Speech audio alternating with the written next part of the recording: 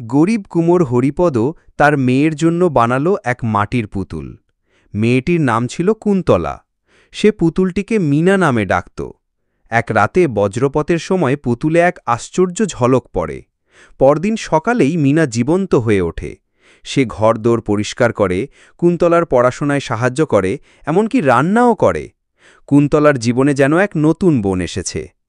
মীনার খবর ছড়িয়ে পড়ে রাজপ্রাসাদ পর্যন্ত। রাজা তার একাকী কন্যার জন্য মীনাকে প্রাসাদে নিয়ে যাওয়ার আদেশ দেন। কুন্তলা কাঁদে, মীনাও কাঁদে। তার চোখে প্রথমবার পানি দেখা যায়।